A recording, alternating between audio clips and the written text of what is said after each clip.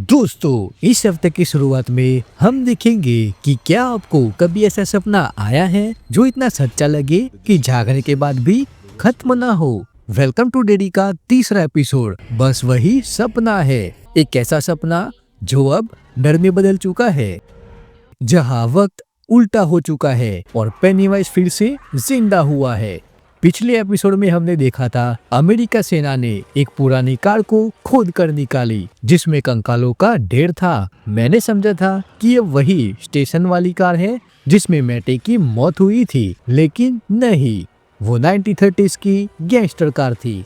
शायद अंधेरे और धूल के बीच वह सच्चाई धुंधली पड़ गई थी। ये एक पुराना और सड़ा हुआ राज था जो सालों तक पेनीवाइज की सच्चाई को छुपाता रहा। और अब episode 3 now you see it हमें ले जाता है वहाँ जहाँ से ये सब शुरू हुआ था। सेगमेंट 1 1908 डर की शुरुआत। कहानी हमें ले जाता है 1908 में, जहाँ एक बच्चा फ्रांसिस सॉ, वही जो आगे चलकर यूएस आर्मी का जनरल बनेगा। जब मेले में वह अपने पिता के साथ गया था तब फ्रांसिस को पहली बार डर महसूस होता है और उनके पिता कहते हैं डरो मत और कायर भी मत बनो। और उसी दिन से फ्रांसिस ने ठान लिया कि वो डर को हराएगा। शायद यही वजह है कि सालों बाद भी वह उसी डर के पीछे भाग रहा है, पेनीवाइज के पीछे। मेले से फ्रांसिस को एक स्लिंग शॉट मिलता है जिसे वो पानी खरीदने के बदले में एक लड़की रोज को दे देता है।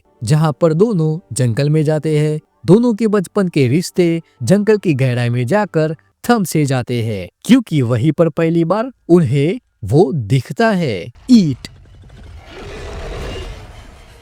रोज उस स्लिंग शॉट से फ्रांसिस की जान बचाती है और वही स्लिंग शॉट अब ईट की बुराई से जुड़ चुका है। Segment 2 the return of general saw. सालों बाद अब फ्रांसिस बन चुका है जनरल सॉ। वो वापस डेरी आता है एक मिशन के साथ, द एंटिटी को पकड़ने और उसे हथियार की तरह इस्तेमाल करने के लिए। पर डेरी कोई आम शहर नहीं, यह एक ऐसा शहर है जो खुद लोगों की अपनी यादों को खा जाता है। यहाँ जो हुआ अगर आप भूल जाओ तो कभी याद नहीं आता जब तक कि ईट तुम्हें उसकी झलक न दिखाए।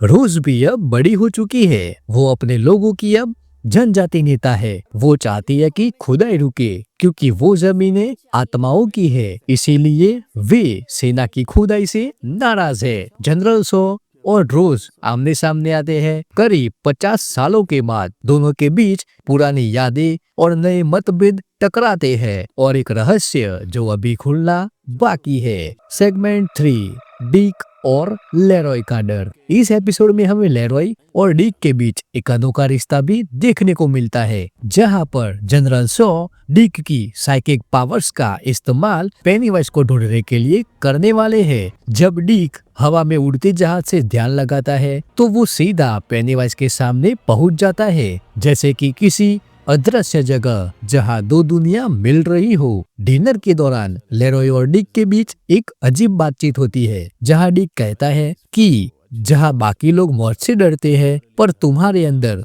डर का हिस्सा ही नहीं, यानी लेरॉय वो आदमी है जिसे डर ही नहीं लगता। लेरॉय बस मुस्कुराता है क्योंकि वो जानता है उसने कुछ देखा है जिसे वो कभी भूल नहीं पाएगा। शायद इसीलिए वो डेरी से जिंदा निकल पाएगा। Segment 4 the kids and the curse. दूसरी ओर बच्चों का फिर से एक ग्रुप बन रहा है। लिली, रॉनी, विल और रिच सब अपने अपने डर और हुए हादसों को लेकर एक साथ आते हैं। लिली अपने पिता की बेगुनाही को साबित करना चाहती है और इसी चक्कर में ये सारे बच्चे अब कब्रिस्तान पहुंच जाते हैं, जहां वो पेनीवाइज को जगाने की कोशिश करते हैं। लेकिन असली डर वहां से शुरू होता है जब पेनीवाइज उनके डर को सच्चा कर देता है। उनके चारों ओर परछाइयाँ, भूत और डर का खेल शुरू होता है और फिर सब कुछ एक वीएफएक्स सीन में बदल जाता है। यहाँ शो में यह सीन में थोड़ी कमियां दिखाई देती है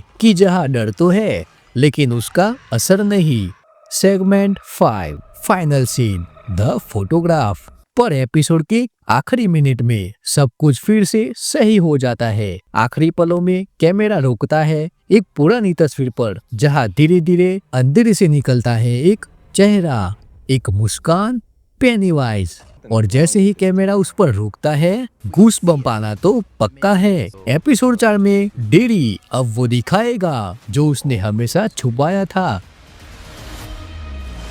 It saw me again. It remembers. The curse was never meant to end. Penny-wise को।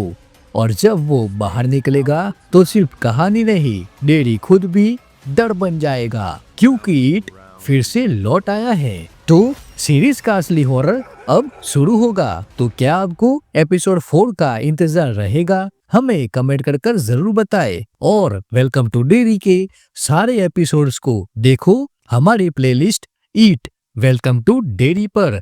Till then keep watching, keep haunting.